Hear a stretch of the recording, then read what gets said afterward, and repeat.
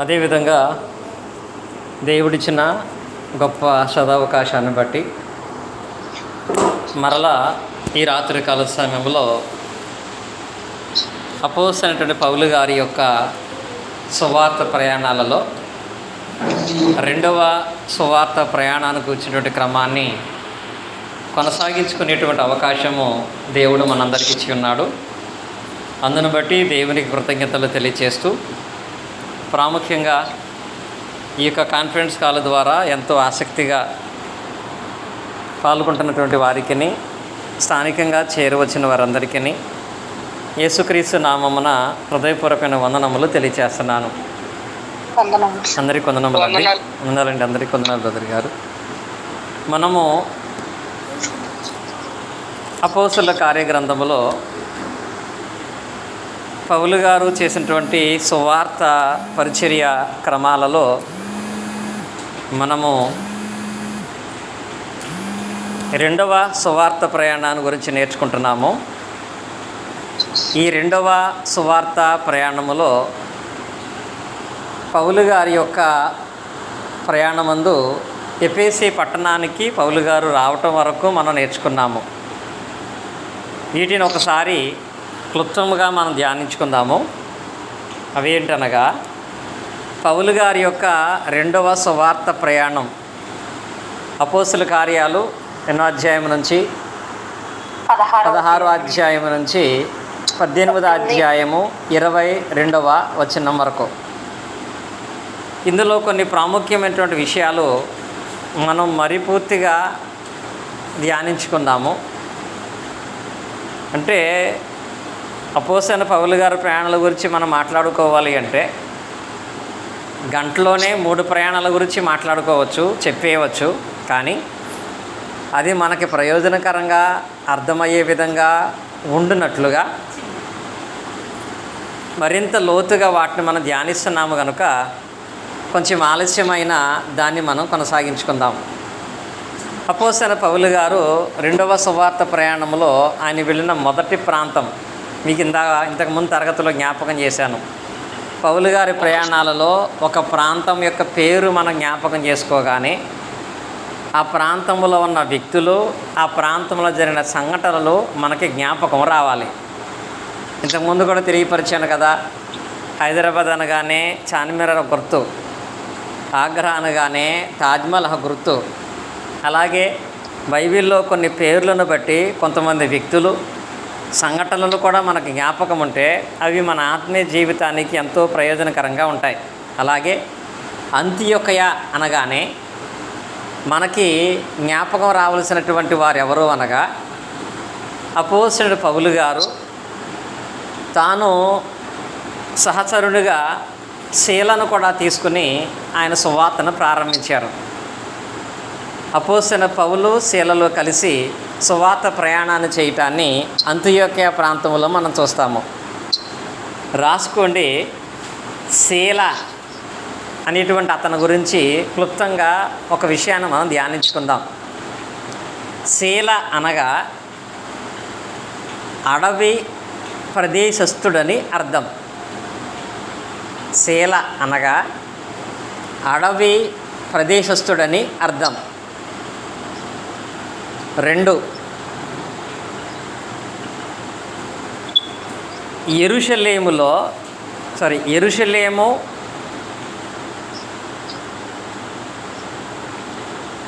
స్థానిక సంఘములో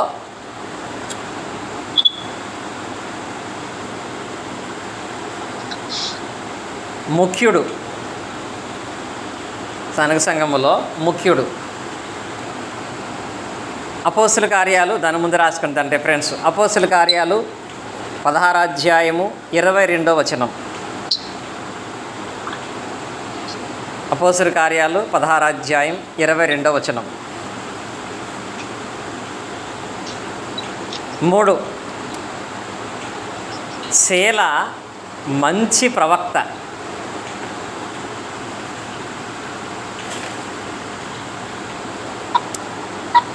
బ్రాకెట్లో బోధించేవాడు.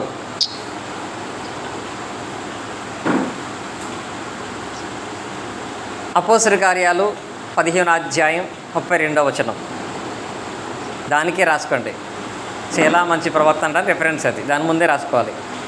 అపోస్తలుల కార్యాలు 15వ అధ్యాయం 32వ వచనం. 4 పౌలు గారితో దెబ్బలు తిన్నాడు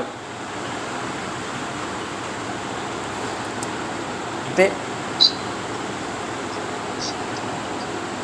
మరి వేరే అర్థం వస్తుంది. పౌలు గారు దెబ్బలు తినడం అంటే పౌలు గారితో కలిపి ఈయన కూడా సువార్తలో దెబ్బలు తిన్నాడు. అంతే పౌలు గారు ఆయన కొట్టలేదు. అపోస్తలుల కార్యాలు 16వ అధ్యాయం 19వ వచనంలో మనం చూస్తాం. అయ్యా రిఫరెన్స్ చెప్పండి అయ్యా. 16వ అధ్యాయం 19వ వచనం అమ్మ.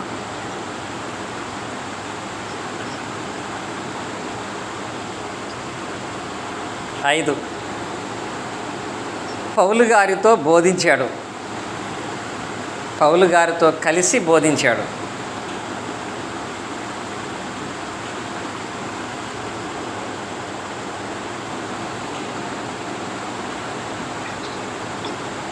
పదిహేడో అధ్యాయం 11వ వచనం.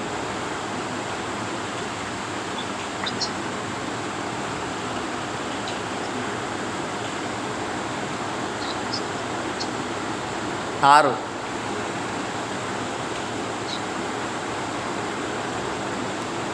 అత్యవసర పరిస్థితుల్లో కూడా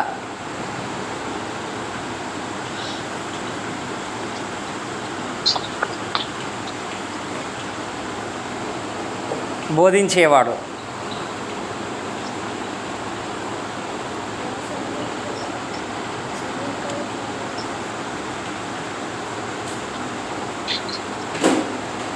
పదిహేడో అధ్యాయం 15వ వచనం.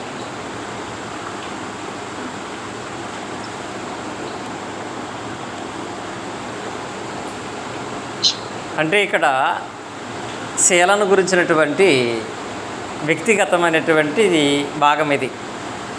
శీల అనగానే పురుషుడే. ఈయన పౌలు గారితో సహచరుడుగా ఆయన సువార్త ప్రయాణంలో కనపడటాన్ని మనం చూస్తాము. ఈయన అపోస్తలుల కార్యాలు 16వ అధ్యాయం 22వ వచనం చదివినట్లయితే యెరూషలేములో ఉన్నటువంటి స్థానిక సంఘములో ఉన్నటువంటి విశ్వాసులలో ముఖ్యమైనటువంటి విశ్వాసిగా ఈయనను పేర్కొనటాన్ని మనం చూస్తాము.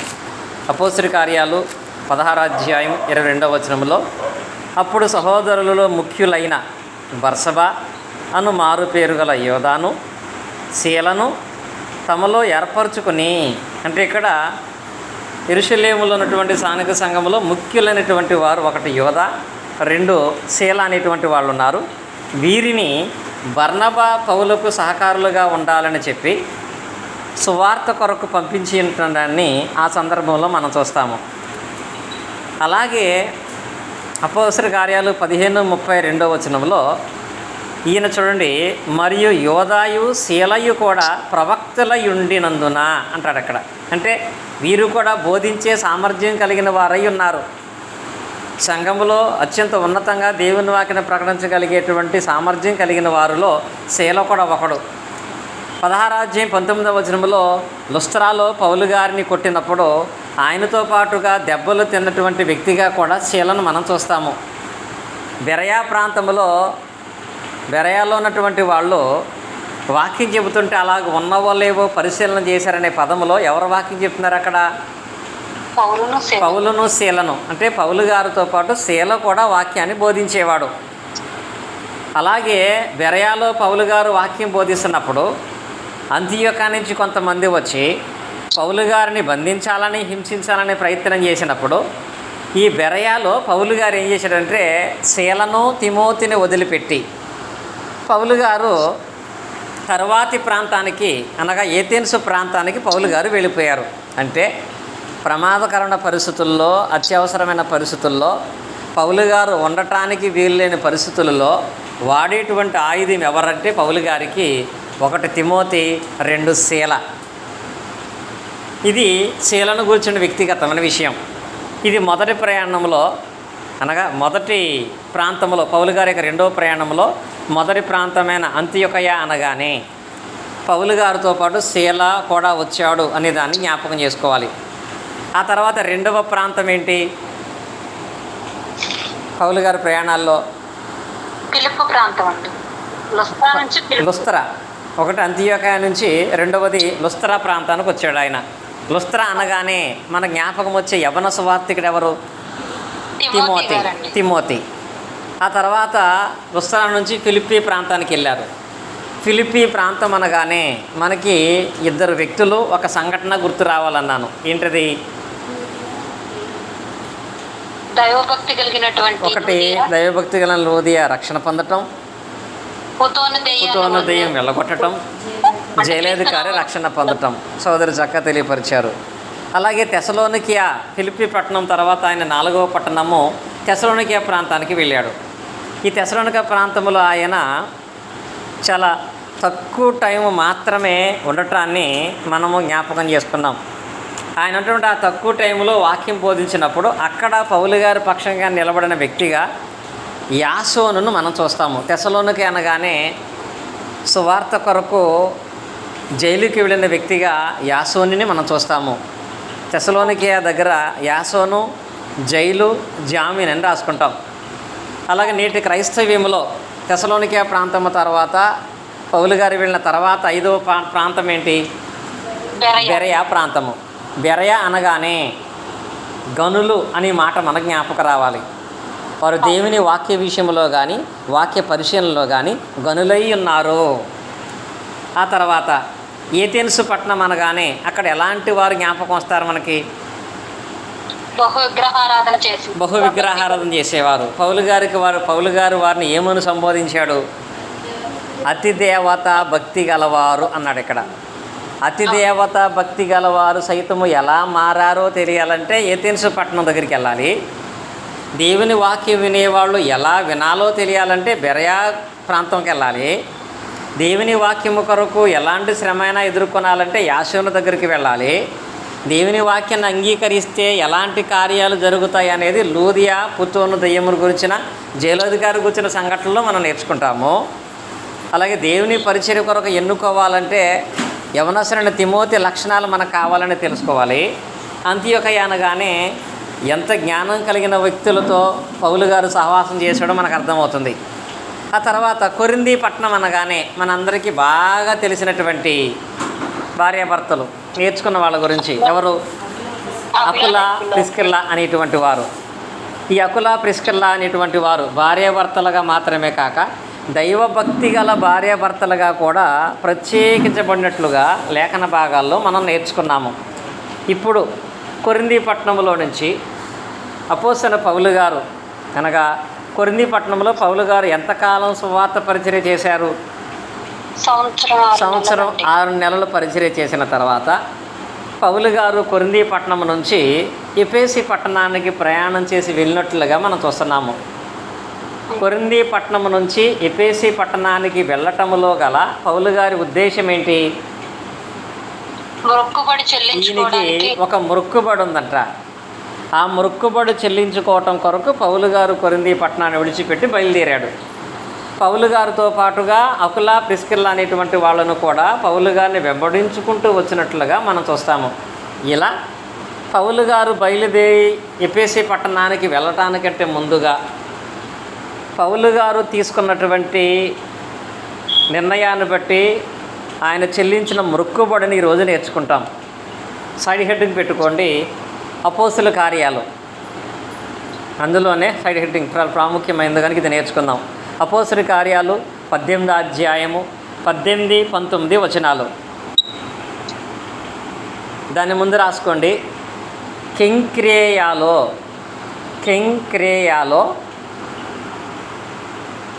పౌలు మొక్కుబడి అని రాసుకోండి. కెంక్రేయాలో పౌలు మొక్కుబడి అని రాసుకోండి.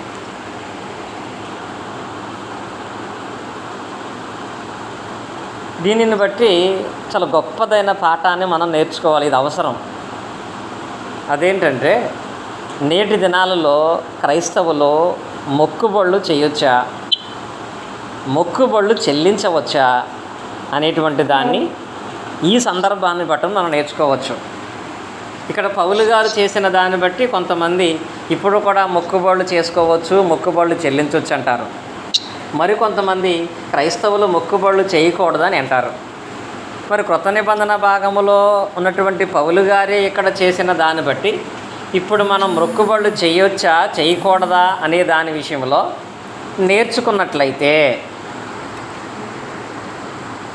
నేర్చుకునేటువంటి పాఠములో మనం అర్థం చేసుకోవాల్సిన విషయాలు ప్రాముఖ్యమైనవి కొన్ని ఉన్నాయి. అందులో మొట్టమొదట అసలు సైడ్ పెట్టుకోండి, మొక్కుబడి అంటే ఏంటి? మొక్కుబడి అంటే ఏంటి? చాలామంది అంటారు కదా, నేను మొక్కుకున్నాను, మొక్కుబడి చేసుకున్నాను అని అంటారు కదా.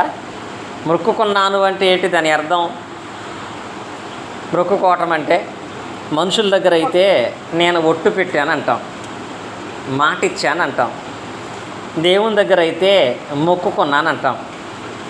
దీనికి మరొక పదం ఏంటంటే అనుకోవటం.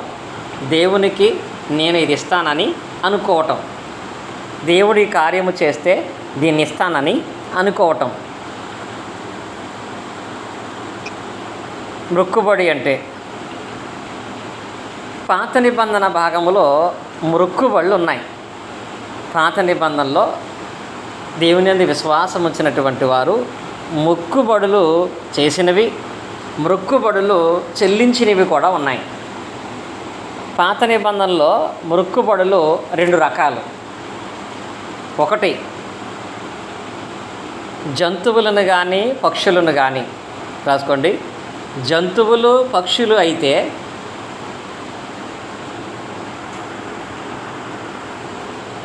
బలివ్వాలి.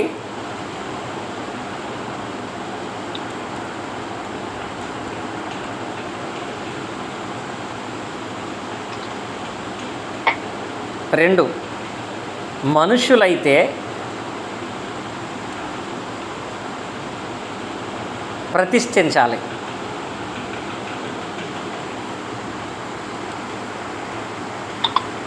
అనగా దీని అర్థం ఏంటంటే, జంతువులను కానీ పక్షులను కానీ దేవుని కొరకు మొక్కుకుంటే దేవాలయం దగ్గరకు తీసుకుని వెళ్ళి వాటిని బలిచ్చి దేవునికి మొక్కుబడి తీర్చుకోవచ్చు. కానీ మనుషులను దేవుని కొరకు మొక్కుకుంటే ఏం చేయాలంటే ప్రతిష్ఠించడం, అనగా దేవుని కొరకు, దేవుని పరిచర్య కొరకు వాళ్ళని విడిచిపెట్టేయాలి. ఇది పాత నిబంధన భాగంలో ఉన్నటువంటి వారు చేసినటువంటి విధానం. అంటే ఒక రిఫరెన్స్ రాసుకోండి, లేవియాకాండము 27వ అధ్యాయము 9-10 వచనాల్లో, లేవియాకాండము 27వ అధ్యాయము 9-10 వచనాలు మనం చూసినట్లయితే,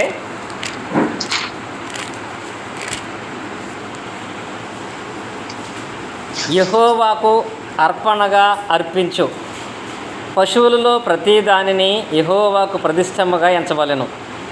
అట్టి దానిని మార్చకూడదు. చెడ్డదానికి ప్రతిగా మంచిదానినను, మంచిదానికి ప్రతిగా చెడ్డదానినను, ఒకదానికి ప్రతిగా మరొక దానిని ఇయ్యకూడదు. పశువునకును మార్చిన యెడల అదియు దానికి మారుగా ఇచ్చినది ప్రతిష్ఠితమగును అన్నాడు ఇక్కడ. అంటే దేవునికి మొక్కుకుంటే ఏదైతే మీరు మొక్కుకున్నారో ఆ మొక్కున్నదాన్ని ఏం చేయకూడదంట, మార్చకూడదు. ఇప్పుడు మొదట పుట్టినటువంటి గొర్రెపిల్ల మొక్కుకున్నాం. మొదట పుట్టిన గొర్రెపిల్ల బాగానే ఉంది. ఆ తర్వాత పుట్టిన రెండవ గొర్రెపిల్ల కుంటుతుంది. ఏం చేస్తారు మన వాళ్ళు? కుంటిదాన్ని ఏమో దేవుడికి ఇచ్చేదాం, ఎలాగ బలిచ్చేసేదే కదా, బాగున్నదేమో మనం తీసుకుందాం అనుకుంటారు. కానీ దేవుడు ఏమంటున్నాడంటే, నువ్వు మొక్కుకున్న తర్వాత ఏదైతే నువ్వు మొక్కుకున్నావో అదే ఇచ్చేయాలి తప్ప దాన్ని ఏ కారణం చేత కూడా మార్చకూడదు. ఒకవేళ అలా మార్చే ప్రయత్నం ఒకవేళ ఎవరైనా చేస్తే, మార్చింది ముందు అనుకున్నది రెండూ కూడా దేవునికి ఇచ్చేయాలి. ఇది పశువుల్లో కానీ పక్షుల్లో కానీ. అలాగే మనుషుల్లో మొక్కుకొని యెహోవాకు ప్రతిష్ఠించినటువంటి వ్యక్తులు ఎవరైనా జ్ఞాపకం ఉన్నారా? మొక్కుకొని ప్రదర్శించిన వాళ్ళు సోదరులు జరిపరిచారు. బెంగళూరు నుంచి ఉన్నటువంటి ఫ్రాన్సిలిన్ గారు చెప్పారు. సమూయేలు మొదటి గ్రంథములో 1వ అధ్యాయం 11వ వచనంలో ఏం జరిగింది?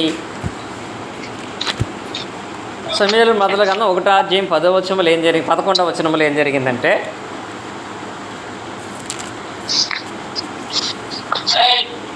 సైన్యములకు అధిపతి యెహోవా నీ సేవకులైన నాకు కలిగి ఉన్న శ్రమను చూచి నీ సేవకురాలైన నన్ను మరొక జ్ఞాపకము చేసుకుని నీ సేవకురాలైన నాకు మగపిల్లను దయచేసిన ఎడల వాని తల మీదకి క్షౌరపు కత్తి ఎన్నటికీ రాయనీక వాడు బ్రతుకు దినములంటూ నేను వారికి యెహోవాకు అప్పగించునని మ్రొక్కుబడి చేసుకునేను.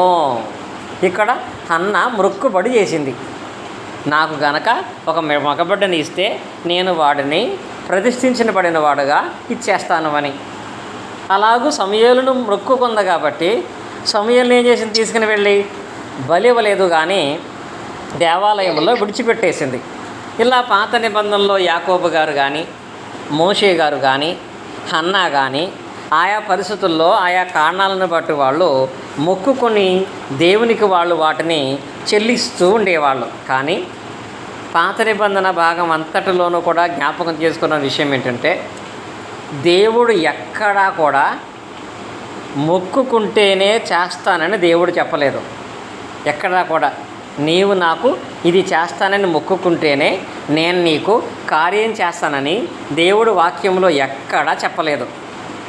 మొక్కుకోమని దేవుడు చెప్పలేదు. కానీ మొక్కుకుంటే మాత్రం ఏం చేయమన్నాడు, ఏదైతే మీరు మొక్కుకున్నారో దాన్ని ఖచ్చితంగా మార్చకుండా ఇచ్చేయాలి, దాన్ని ఖచ్చితంగా దేవునికి ప్రతిష్ఠించేయాలి. లేకపోతే ఏమవుతుందంటే ప్రసంగి గ్రంథంలో ఆ విషయాన్ని కూడా మళ్ళా ప్రస్తావిస్తాడు. ప్రసంగి గ్రంథంలో జ్ఞానం గల సొలొమోను గారు ఈ మ్రొక్కుబడి గురించి ప్రస్తావించిన సందర్భాన్ని మనం చూద్దాం. ప్రసంగి గ్రంథము 5వ అధ్యాయము, ప్రసంగి గ్రంథము 5వ అధ్యాయము 4 నుంచి 6 వచనాలు మనం చూసినట్లయితే ఆయన అంటాడు, నీవు దేవునికి మ్రొక్కుబడి చేసుకునే ఎడల దానిని చెల్లించుటకు ఆలస్యము చేయుకుము. బుద్ధిహీనులందు ఆయనకి ఇష్టము లేదు. నీవు మ్రొక్కుకున్న దానిని చెల్లించము. నీవు మ్రొక్కుకుని చెల్లింపకుండుట కంటే మ్రొక్కుకొనకుండుటయే మేలు. అంటే దేవుడేమీ మొక్కుకోమని చెప్పలేదు. కానీ ఒకవేళ నీవు మొక్కుకున్నట్లయితే ఏదైతే మొక్కుకున్నావో దాన్ని చెల్లించడానికి ఏం చేయకూడదంట, ఆలస్యము చేయకూడదు. మొక్కుకుంటే దాన్ని చెల్లించడానికి ఆలస్యము చేయకూడదు. రెండవది, ఒకవేళ చెల్లించలేని పరిస్థితుల్లో నువ్వు ఉన్నావా, అసలు ఏం చేయకూడదు, మొక్కుకోకూడదు.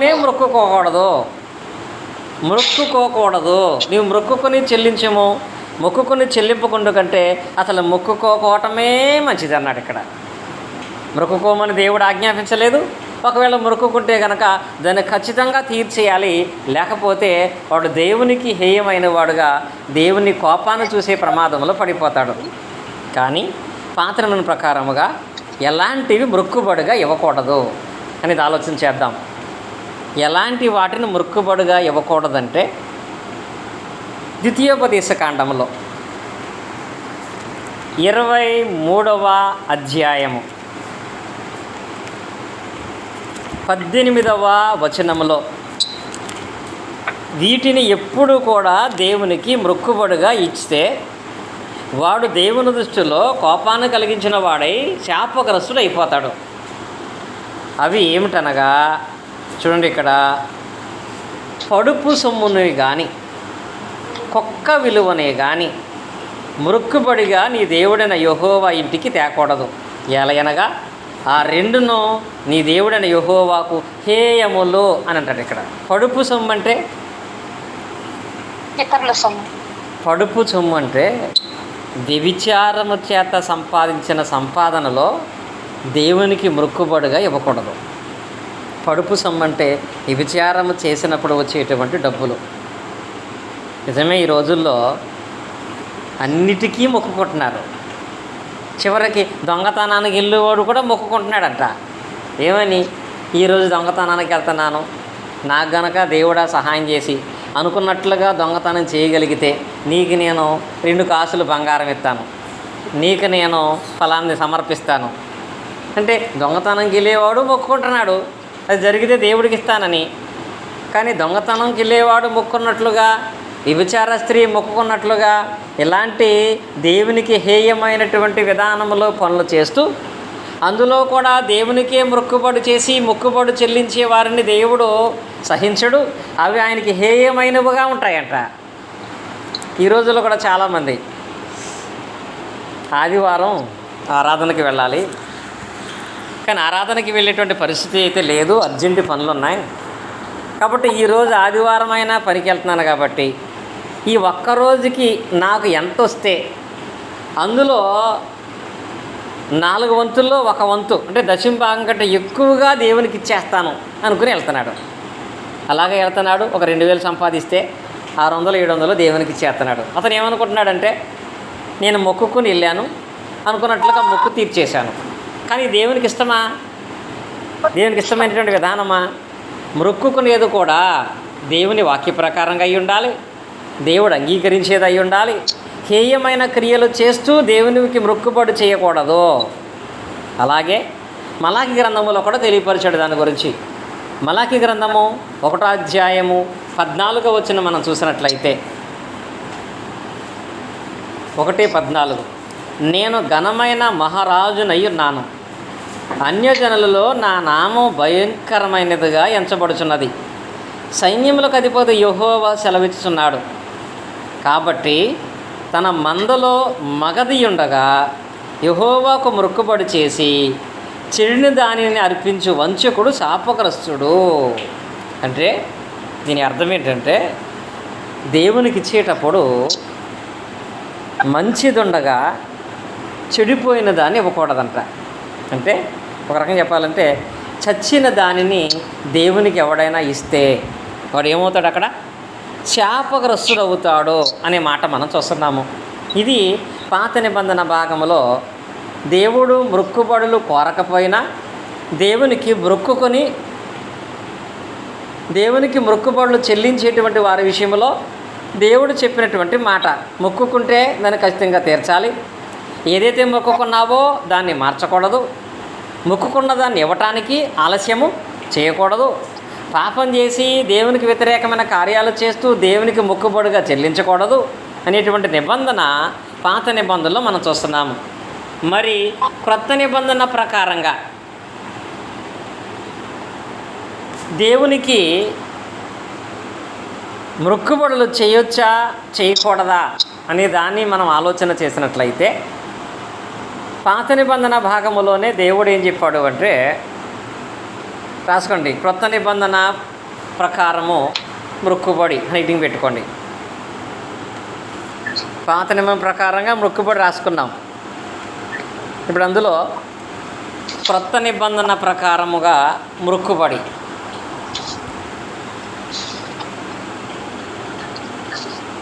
కీర్తనల గ్రంథము 50వ అధ్యాయము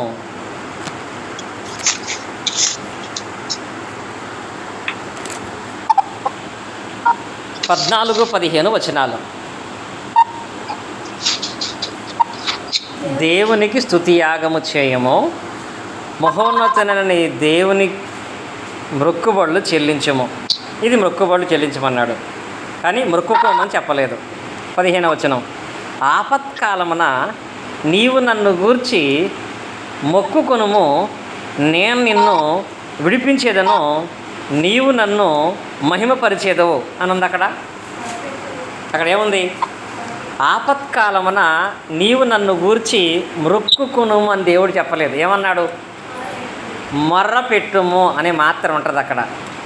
ఆపత్కాలము వచ్చినా సరే నువ్వేం చేయాలి? దేవునికి మొర్ర పెట్టు, అంతే. దేవునికి మొరపెట్టు, దేవుడిని విడిపిస్తాడు. అప్పుడు దానిని బట్టి దేవుని మహిమపరచు. అంతేగాని ఆపత్కాలపు మొక్కులు మ్రొక్కమని దేవుడు చెప్పలేదు. ఆపత్కాల మొక్కులు మ్రొక్కటం అంటే ఒక రకంగా చెప్పాలంటే దేవునితో బిజినెస్ చేద్దాం అనుకుంటున్నావు. దేవునితో బిజినెస్ అంటే ఏంటి? బిజినెస్ అనేది ఎలా ఉంటుందంటే, ఇప్పుడు మా శ్రీరామ్ మా హనీతో అభిని బయటికి పిలుస్తాను, అభితో మాట్లాడుతూ ఉండు. నేను అభి బ్యాగ్ దగ్గరికి వెళ్ళి అభి బ్యాగ్లో 100 రూపాయలు తీసేసుకుంటాను. ఆ తర్వాత మనిద్దరం కలిసి ఆ 100 రూపాయల చెరుకో 50 పంచుకుందాం అని వాళ్ళిద్దరూ మాట్లాడుకున్నారు. అంటే ఒక తీర్మానం ఏంటిది, నేను చెడు పని చేస్తాను, చేసిన దాంట్లో 50-50. ఇదేంటిది, బిజినెస్సా కాదా? అలాగే దేవుని విషయంలో కూడా కొంతమంది చెడు పనులు చేస్తూ బిజినెస్గా మొక్కుకుంటున్నారు. ఒకవేళ మంచి పనులు చేసేటప్పుడు మొక్కుకోవచ్చా అంటే దాని అర్థం ఏంటి? మంచి పనులు చేసేటప్పుడు మొక్కుకోవటం అంటే, దేవా 10th క్లాస్ ఎగ్జామ్ పరీక్షలు నేను రాస్తున్నాను, పాస్ అయితే గనక నేను నా ఇంటి దగ్గర అందరికీ భోజనాలు పెట్టుకుని ప్రార్థన పెట్టుకుంటాను అన్నావు. అంటే అలా మొక్కుకున్నామంటే దాని అర్థం పాస్ అవ్వకపోతే ప్రార్థన పెట్టుకోను, భోజనాలు పెట్టుకోను, కాబట్టి మర్యాదగా పాస్ చేస్తే మంచిది, లేకపోతే నీకు ఈ కార్యం చేయను. అంటే నాకు చేస్తే నీకు చేస్తాను అనేది ఏమవుతుంది? వ్యాపారమా లేక దేవుని మీద విశ్వాసమా? ఏమవుతుంది? షాపుకి వెళ్తాం, నేను అడిగిన వస్తువు నువ్వు ఇస్తే నువ్వు అడిగిన డబ్బులు నేను ఇస్తాను. దేవుడు ఏమన్నాడంటే, నీకు జరిగిన దాన్ని బట్టి దేవుణ్ణి మహిమపరచవచ్చు, కానీ ఆపత్కాలంలో మొక్కుబళ్ళు చేసుకుంటేనే నేను ఆపత్కాలం అందు ఆదుకుంటానని చెప్పి దేవుడు ఎక్కడా కూడా చెప్పలేదు. దేవుడు ఎక్కడా కూడా మొక్కుబళ్ళ గురించి ప్రస్తావించలేదు. ఎందుకనగా క్రొత్త నిబంధన భాగంలో జంతువులను మొక్కుకోవటం కానీ, పక్షులను మొక్కుకోవటము కానీ, మనుషులను మొక్కుబడిగా మొక్కుకోవటము కానీ క్రొత్త నిబంధన భాగం దేవుడు అంగీకరించట్లేదు. ఎందుకంటే క్రొత్త నిబంధన భాగం అనేది ఆత్మానుసారమైనటువంటి మొక్కుబడి. పాత నిబంధన శరీరానుసారమైన మొక్కుబడులు, జంతువులు, పక్షులు, మనుషులు. క్రొత్త నిబంధన ఆత్మానుసారమైన మొక్కుబడులు. ఆత్మానుసారమైన మొక్కుబడులు అంటే జంతువులను, పశువులను ఇవ్వటం కాదు. రోమీయులకు రాసిన పత్రిక 12:1 మనం చూసినట్లయితే, రోమీయులకు రాసిన పత్రిక 12:1 దేనిని మనము దేవునికి మొక్కుగాను, బలిగాను, అర్పణగాను ఇవ్వాలి అంటే 12:1 కాబట్టి సహోదరులారా, పరిశుద్ధమును దేవునికి అనుకూలమునైన సజీవ యాగముగా మీ శరీరములను ఆయనకు సమర్పించుకునుడని దేవుని వాక్యాలను బట్టి మిమ్మల్ని బతిమాలుకొనుచున్నాను. ఇట్టి సేవ మీకు యుక్తమైనది. దేవునికి ఇప్పుడు మంచి సేవ ఏంటో తెలుసా? బలులు ఇస్తానని, అర్పణలు ఇస్తానని మొక్కుబళ్ళు చేసుకుని ఆ మొక్కుబళ్ళు చెల్లించడం అనేది దేవునికి ఇష్టమైంది కాదంట. ఇప్పుడు మొక్కుబడి చేసుకుంటే ఏం చేసుకోవాలంట? మనమే సజీవ యాగముగా దేవుని కొరకు సమర్పించుకోనాలంట. మిమ్మల్ని మీరు దేవునికి సజీవ యాగముగా సమర్పించుకుంటామని అనుకోండి. మిమ్మల్ని మీరు దేవుని కొరకు ప్రతిష్ఠించుకోండి. ఇలా చేయటం అనేది దేవుని దృష్టికి మేలు, దేవుని దృష్టిలో లేఖనానుసారమైంది, మన సేవకి యుక్తమైనది అనే మాట అక్కడ లేఖన భాగాల్లో మనం చూస్తున్నాం. మరి ఇంతకీ మన ప్రశ్న ఏంటంటే, ఈ వాక్యాలన్నీ తెలిసిన పౌలు గారు ఆయన ఎందుకు మొక్కుబడి చేసి మొక్కుబడి చెల్లించాడు? పౌలు గారు ఎందుకు మొక్కుబడి చేసి మొక్కుబడి చెల్లించాడు? పౌలు గారు చేసుకున్న మొక్కుబడి ఏంటి? పౌలు గారు చెల్లించిన మొక్కుబడి ఏంటి అనగా, ఇప్పుడు అపోస్తలుల కార్యములోకి వెళ్దాం మనం. అపోస్తలుల కార్యాలు 18 18-19 అపోస్తలుల కార్యాలు 18 18-19 మనం చూసినట్లయితే, పౌలు ఇంకనూ బహుదినములు అక్కడ ఉండిన తర్వాత సహోదరుల యొద్ద సెలవు పుచ్చుకొని తనకు మొక్కుబడి ఉన్నందున కెంక్రేలో తల వెంట్రుకలు కత్తిరించుకొని ఓడ ఎక్కి సిరియాకు బయలుదేరెను అని మాట రాయబడింది. అంటే పౌలు గారు తల వెంట్రుకలు మొక్కు ఎక్కడ తీర్చుకున్నాడు? కెంక్రియాలో తల వెంట్రుకల మొక్కును పౌలు గారు తీర్చుకున్నాడు. ఇక్కడ పౌలు గారు కూడా రామపత్రికలోనేమో క్రొత్త నిబంధన ప్రకారముగా శరీర సంబంధమైనవి మొక్కుబళ్ళు కాదు, సజీవ యాగముగానే మనము దేవునికి సమర్పించుకోవాలని చెప్పిన పౌలు గారు ఆయనే తల వెంట్రుకలు మొక్కుబడిగా చెల్లించడానికి గల కారణం ఏంటి? ఇది చాలామందికి ప్రశ్న, అర్థం కానిటువంటి విషయం. దీనికి గల కారణం ఏమిటంటే లేఖనాలను మనం లోతుగా పరిశీలన చేస్తే, ఒకటి, పౌలు గారు మొదట యూదుడు. పాత నిబంధనలో మొక్కుబడులు చేసుకున్న వాళ్ళందరూ ఎవరు? యూదులు. యూదులు మొక్కుబడులు చేసుకునేవాళ్ళు. అలాగే పౌలు గారు మొదట యూదుడు, ఆ తర్వాత క్రైస్తవుడుగా మార్చబడ్డాడు. కానీ దేవుని వాక్య భాగంలో ఒకవేళ ఎప్పుడన్నా మొక్కుబడి చేసుకుంటే ఎప్పటికైనా దాన్ని ఏం చేయాలని రూలు? ఖచ్చితంగా దాన్ని తీర్చాలి. ఇందాక చదువుకున్నాం కదా, ప్రసంగి గ్రంథములో 5వ అధ్యాయం 6, ప్రసంగి గ్రంథము 5వ అధ్యాయము 4-6 వచనాలలో మొక్కుబడి చేసుకుంటే దాన్ని ఆలస్యం చేయకుండా చెల్లించాలి. మొక్కుకొని తీర్చకుండా కంటే మొక్కు కొనకపోవటమే మంచిది. ఈ కారణాన్ని బట్టి ఒకవేళ ఆయన యూదుడిగా ఉన్నప్పుడు మొక్కుకున్నాడేమో, ఆ మొక్కుబడి తీర్చడానికి మొక్కుబడి చెల్లించకపోవటం కూడా ఒక నేరముగా ఉంది కనుక దానిని ఇప్పుడు చెల్లించాలని ఆలోచన చేస్తున్నాడేమో అనేది ఆలోచన చేస్తున్నారు కొంతమంది. కానీ అందులో ముఖ్యమైన కారణం ఏంటంటే, పౌలు గారు ఎందుకు కింక్రియాకు వెళ్ళి తల వెంట్రుకల మొక్కును చెల్లించాడు అంటే, ఈ 18వ అధ్యాయము 18-19 వచనాలు మనకు అర్థం అవ్వాలంటే, అపోస్తుల కార్యాలు 21వ అధ్యాయంలో 17-24 వచనాలు మనకు అర్థమైతే, ఇక్కడ ఎందుకు ఆయన మొక్కుబడి ఇచ్చాడో మనకు అర్థమవుద్ది. అపోస్తుల కార్యగ్రంథంలో 21వ అధ్యాయము 17వ వచనం నుంచి బైబిల్ ఉన్న వాళ్ళందరూ ప్రతి ఒక్కరు కూడా తెరిచి చూడండి. ఆ విషయాన్ని మనం అర్థం చేసుకోవాలి. అపోస్తుల కార్యాలు 21వ అధ్యాయం 17వ వచనం. మేము యెరూషలేమునకు వచ్చినప్పుడు సహోదరులు మమ్మల్ని సంతోషంతో చేర్చుకొనిరి. మేమంటే అపోస్తలుడైన పౌలు, అతని అనుచరులు. మరునాడు పెద్దలందరూ అక్కడికి వచ్చి ఉండగా పౌలు మాతో కూడా యాకోబునొద్దకు వచ్చెను. అతడు వారిని కుశల ప్రశ్న అడిగి, అంటే యెరూషలేము సంఘంలో ఉన్నటువంటి వారితో మాట్లాడుతున్నాడు పౌలు గారు. తన పరిచర్య వలన దేవుడు అన్యజనుల్లో జరిగించిన వాటిని వివరముగా తెలియజెప్పాను. అంటే అపోస్తలుడైన పౌలు గారు మొదటి 2 సువార్త ప్రయాణాలు ఎక్కడెక్కడ దేవుని పరిచర్య చేశాడో, అన్యులు సైతం కూడా ఎలాగో రక్షణ పొందుకున్నారో చాలా స్పష్టంగా పౌలు గారు ఇక్కడ వాళ్ళకి వివరిస్తున్నాడు. 20వ వచనం.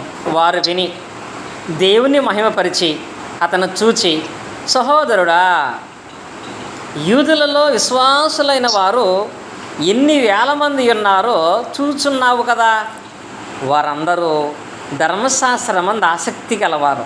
అంటే ధర్మశాస్త్రాన్ని పాటించే వాళ్ళుగా ఉన్న, యేసుక్రీస్తును అంగీకరించి బాప్తిసం పొంది క్రైస్తవులుగా మారిన వారు యూదుల్లో కొన్ని వేల మంది ఉన్నారు. 21. అన్యజనుల్లో ఉన్న యూదులు తమ పిల్లలకు సున్నతి చేయకూడదనియు, మన ఆచారము చొప్పున నడవకూడదనియు నీవు చెప్పుట వలన వారందరూ మోషేని విడిచిపెట్టవలనని నీవు బోధించుచున్నట్టు వీరు నిన్ను గూర్చి వర్తమానం వినియున్నారు. ఇప్పుడు ఇక్కడ కొన్ని వేల మంది యూదులకి పౌలు గారి మీద తిరుగుబాటు వస్తుందంట. యూదులే క్రైస్తవులుగా మారారు, కానీ అంతమంది యూదులు ధర్మశాస్త్రం అనుసరించేటువంటి క్రమంలో సున్నతి పొందుకున్న వారుగా ఉన్నారు. సున్నతి పొందిన వాళ్ళే మళ్ళీ దేవుణ్ణి అంగీకరించి క్రీస్తునందు విశ్వాసం నుంచి బాప్తిసం పొందారు.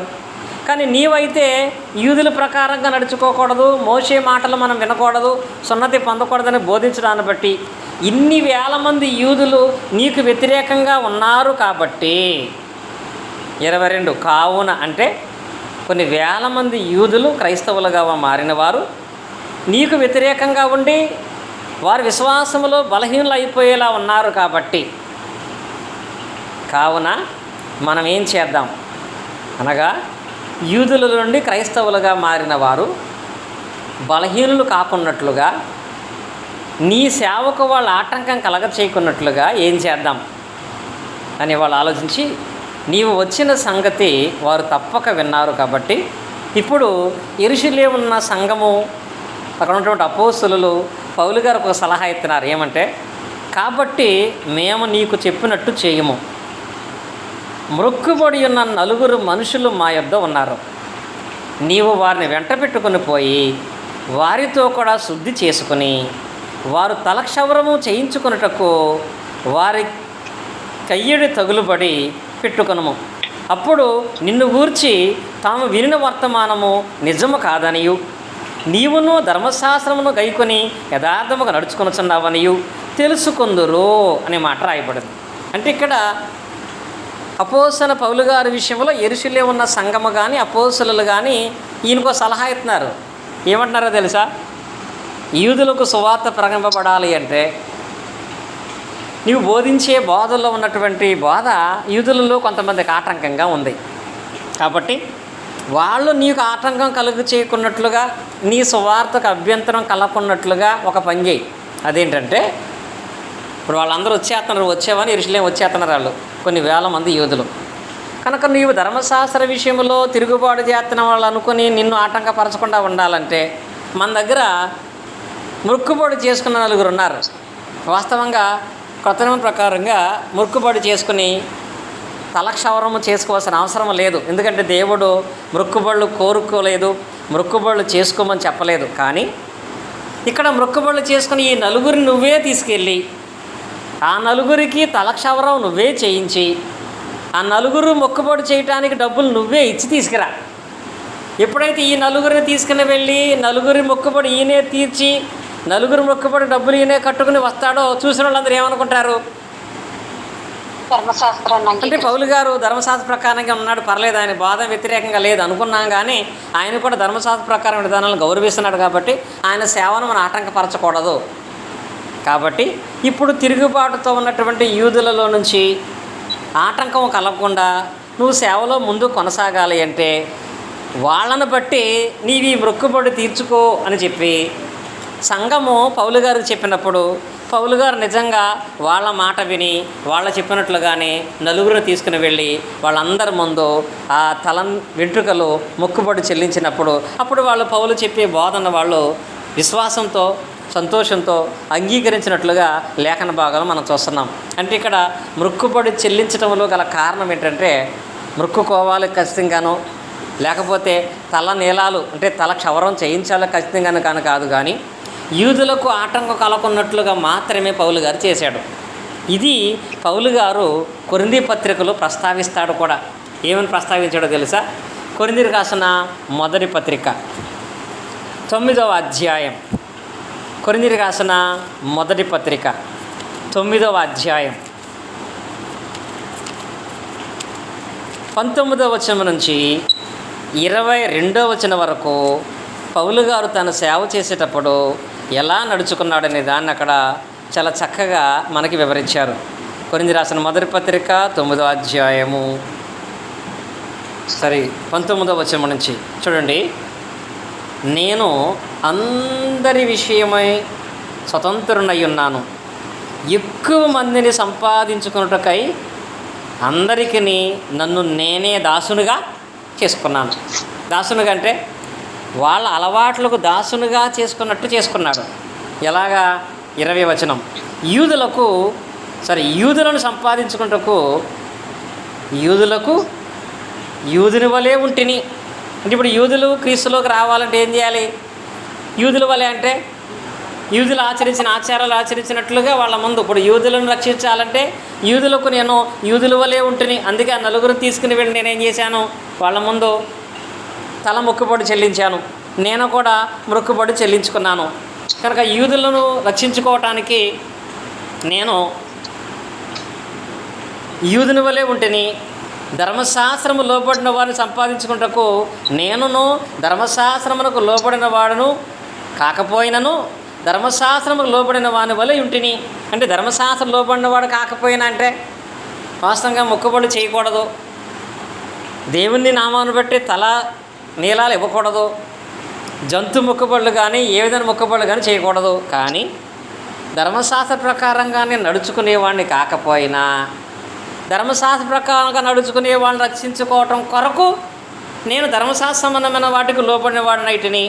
21 దేవుని విషయమై ధర్మశాస్త్రము లేనివాడను కాను కానీ క్రీస్తు విషయమై ధర్మశాస్త్రముకు లోబడిన వాడను అయినను ధర్మశాస్త్రము లేని వారిని సంపాదించుకుంటకు ధర్మశాస్త్రము లేని వారికి ధర్మశాస్త్రము లేని వారి వలె ఉంటిని.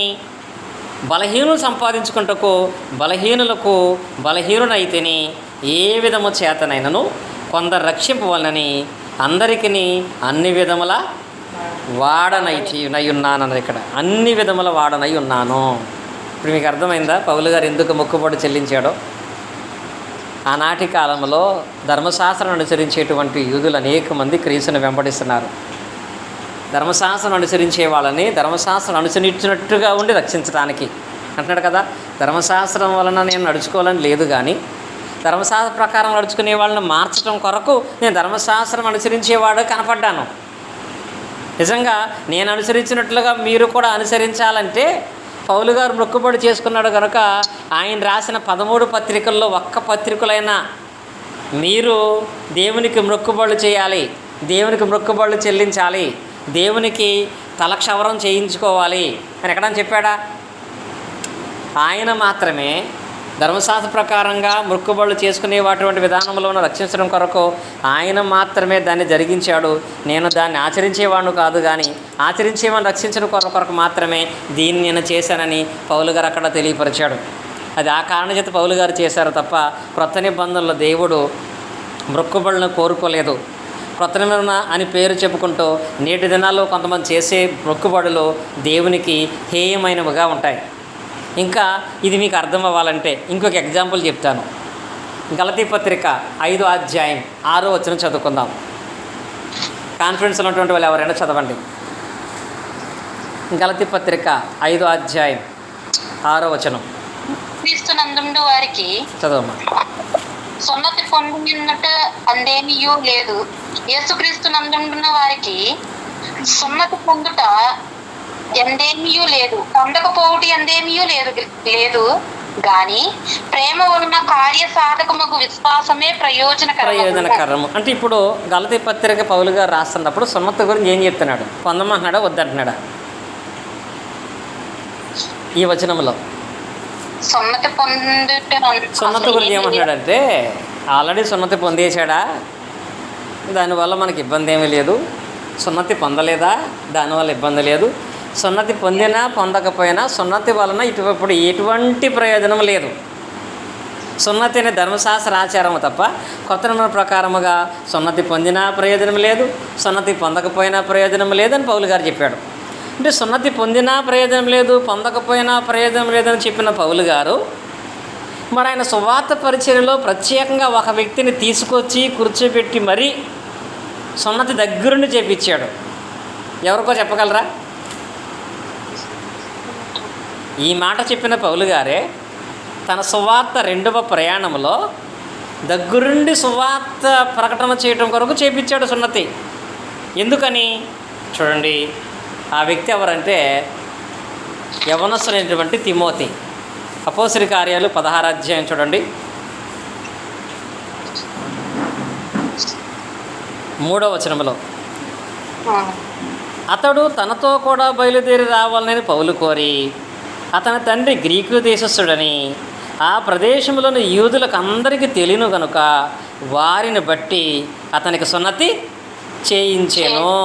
ఎవరిని బట్టి ఇంతకి? ఇది యూదులు తిమోతి గారికి ఆటంకం కలగచేస్తారు కాబట్టి దేవుని సేవకు ఆటంకం కలగకుండా ఉండటం కొరకు వారి నిమిత్తమై తిమోతికి దగ్గరుండి పౌలు గారు సున్నతి చేయించాడు. అందుని బట్టి తిమోతి గారి యొక్క వర్తమానాన్ని, తిమోతి గారి యొక్క సేవను యూదులందరూ కూడా అంగీకరించారు. కనుక అప్పటి కాలంలో ప్రారంభ క్రైస్తవ్యంలో యూదులను అన్యులను అందరూ రక్షించడం కొరకు వారు సున్నతిని కానీ మొక్కుబడులు కానీ చేశారు తప్ప ఆ తర్వాత కాలంలో మేము చేసినట్లుగా మీరు కూడా సున్నతిని మొక్కుబడులను చేయాలని చెప్పి పత్రికలలో ఈ అపోస్తలుడు చెప్పలేదు. దేవుడు కూడా క్రొత్త నిబంధనలో మొక్కుబడులుగా మీరు మొక్కుకొని ఆచరించమని దేవుడు ఎక్కడా కూడా ఆజ్ఞాపించలేదు. కానీ ఈ దినాల్లో మరి చాలామంది పాత నిబంధనలు ఎక్కడా చెప్పకపోయినా వాళ్ళు కొంతమంది ఇచ్చారు. అసలు క్రొత్త నిబంధనలో ఇచ్చిన వాళ్ళు ఎవరో కూడా దేవుని మీద మొక్కుకొని ఇచ్చిన వాళ్ళు కాదు. దేవుడు ఎక్కడా కూడా మీరు శ్రమలో ఉన్నప్పుడు నాకు మొక్కుబడి చేసుకోండి, ఆపద మొక్కులు మొక్కుకోమని దేవుడు ఎక్కడా కూడా చెప్పలేదు.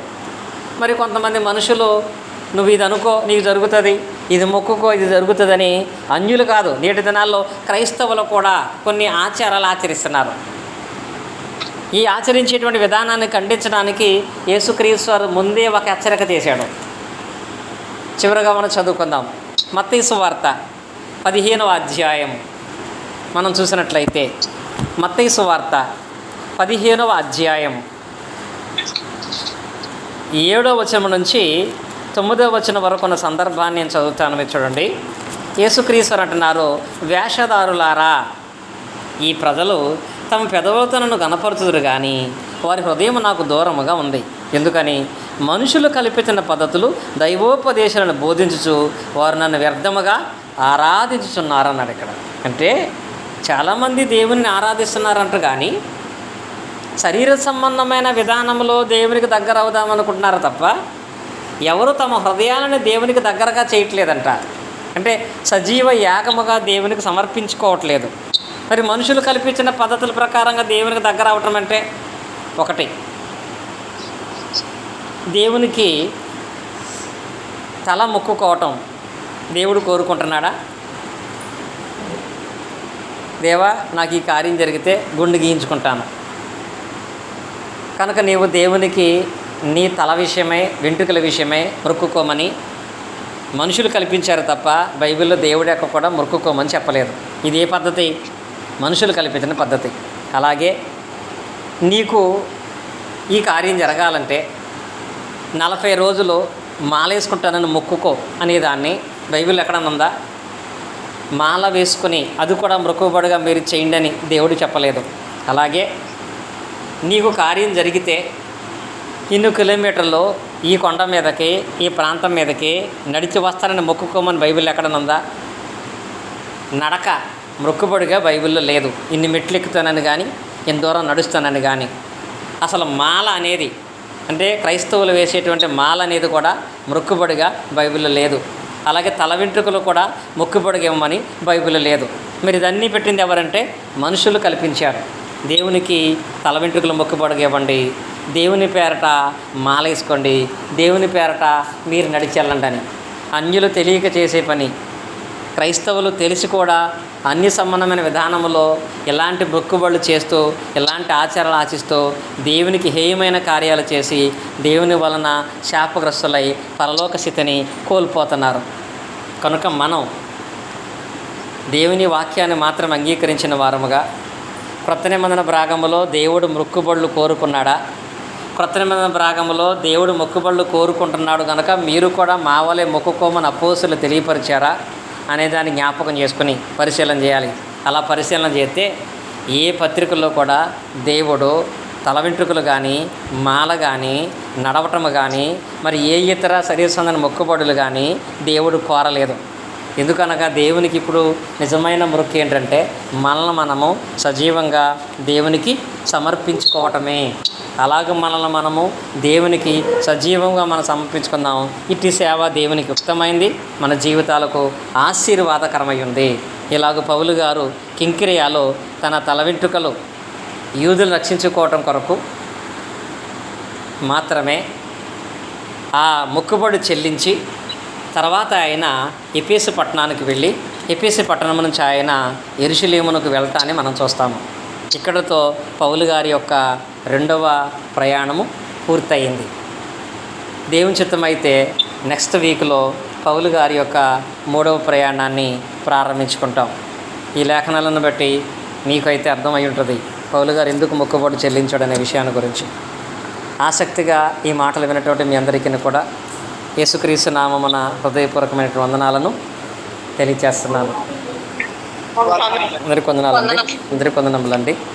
ఈ విషయం మీకు అమ్మా ఎఫ్ఐనెట్కి స్వామినాథ్కి జ్వరంతో బాధపడుతున్నారు సార్, వారి గురించి ప్రార్థన చేయమని. తప్పకుండా అమ్మా. ముదినేపల్లి ప్రాంతం నుంచి ఏకీవించినటువంటి సోదరి పేరు కూడా రాజకుమారి, వారి భర్త కూడా మంచి సేవకులు రమేష్. కనుక వారికి ఉన్నటువంటి కుమారులలో ఎఫ్ఐనెట్ స్వామినాథమ్మ, స్వామినాథన్. స్వామినాథ్ వాళ్ళిద్దరి కొరకును కూడా ఆరోగ్యం కొరకు అయితే ప్రార్థన చేద్దాము. అలాగే రేపు యానం ప్రాంతానికి పరిచయ కొరకు వెళ్ళాలి. దేవుడిచ్చిన అవకాశాన్ని బట్టి ఆ ప్రాంతానికి పరిచయ కొరకు వెళ్ళే దాంట్లో క్షేమట్లుగా ప్రార్థన చేద్దాం. ఈ సమయంలో మనకి ఆ బెంగళూరు ప్రాంతం నుంచి కాన్ఫరెన్స్ కానటువంటి సోదరులు ఫ్రాన్సిలిన్ గారు ప్రార్థన చేస్తారు. అందరూ కూడా ఏకీభవిద్దాం. ప్రార్థన చేసుకుందాం. మహాపరిషుడా, కృపా కనికరం కలిగి పరలోకమందు ఉన్నటువంటి మా ప్రియ పరలోకపు తండ్రి, మీ యొక్క ఘనమైన నామమునకు స్తుతులు స్తోత్రాలు చెల్లించుకుంటున్నాం. మా గొప్ప దేవ, మరి ఒక దినాన్ని మా జీవితంలో విరిచి ఈ దినంలో సాయంకాల సమయం వరకు మీ కాపుదల్లో మమ్మల్ని ఉంచుకోండి. ఈ సాయంకాల సమయంలో నీ వాక్యాన్ని వినేటువంటి గొప్ప అవకాశాన్ని మాకు ఇచ్చినందుకు కృతజ్ఞతాస్తుతులు. మా తండ్రి గారు, మా ప్రభు అయిన క్రీస్తు ద్వారా మాకు రక్షణ అనుగ్రహించి ఈ లోకంలో ఎంతోమంది నిన్ను ఎరుగక జీవించుచున్నప్పటికీ మాకైతే మిమ్మల్ని తెలుసుకునేటువంటి అవకాశమును, మిమ్మల్ని తెలుసుకోవటం మాత్రమే కాదు, ఈరోజు వాక్యం విన్నట్లుగా మేము తండ్రి గారు ఈ లోకంలో అనేక మంది మనుషులు కల్పించినటువంటి పద్ధతులను, దైవోపదేశములను నమ్ముచు నిన్ను వ్యర్థముగా ఆరాధించుచున్నప్పటికీ మాకైతే నీ సత్యాన్ని గ్రహించి నీ సత్య సంబంధులుగా ఈ లోకంలో జీవిస్తూ నాయన నీ చిత్తంలో మమ్మల్ని ఉంచుకున్నందుకు మీకే కృతజ్ఞతాస్తుతులు తెలియజేస్తూ ఉన్నాము. మా తండ్రి గారు, ఇదే నాయన మంచి వివరణ మాకు అనుగ్రహించినటువంటి సహోదరులను మీరు దీవించండి. ఆయన ద్వారా మేము నేర్చుకుంటున్నటువంటి విషయాలను మేము ఇతరులకు, అనేకులకు నైనా బోధించేటువంటి సామర్థ్యాన్ని మాకు అనుగ్రహించమని ప్రార్థిస్తూ విజ్ఞాపన చేస్తున్నాం. మా దేవ, కాన్ఫరెన్స్ కాల్లోనూ అలాగే అక్కడ ఉన్నటువంటి స్థానికంగా కూడుకొని ఈ యొక్క సమయంలో వాక్యాన్ని విని నాయన బిడ్డలందరినీ మీరు దీవించి ఆశీర్వదించండి. నా తండ్రి గారు, మరి ప్రాముఖ్యంగా మరి సహోదరి వారి యొక్క కుమారుల అనారోగ్య స్థితిని బట్టి ప్రార్థన చేయమని కోరి ఉన్నారు. వారి ఇరువురి నిమిత్తం ప్రార్థన చేస్తున్నాం. వారికి ఆరోగ్యాన్ని అనుగ్రహించండి. రేపటి దినాన మరి యానం ప్రాంతానికి సువార్త పని నిమిత్తము బయలుదేరి వెళ్తున్నటువంటి మీ దాసులతో మీరు ఉండండి, మీరు నడిపించుకునండి. మీ యొక్క సత్య సువార్త వాక్యము అక్కడ వినపడలాగిన మీ దాసును బలపరుచుకోనండి. మా దేవ, మీ వాక్యంలో మమ్మల్ని ఎల్లప్పుడూ స్థిరపరుచుకొని నీ యొక్క వాక్యంలో మేము జీవిస్తూ నాయన నీ యొక్క సత్యమైనటువంటి క్రీస్తు కట్టినటువంటి సంఘంలో మేము ఎల్లప్పుడూ ఫలించలాగా ఉండటానికి మీ సహాయాన్ని మాకు ఇచ్చి నడిపించుకోమని రాత్రికాల సమయంలో మమ్మల్ని అందరినీ దీవించి మరి ఒకసారి మాకు వాక్యాన్ని బోధించినటువంటి సహోదరులు రాజ్ కుమార్ గారికి, వారి కుటుంబానికి రావాల్సిన దీవులు వారి మీద కుమ్మరించమని యేసుక్రీస్తు వారి పరిశుద్ధమైన నామమున ఈ ప్రార్థన అడిగి వేడుకొనిచున్నాము మా తండ్రి. మనందరి కొరకు ఎంతో చక్కటి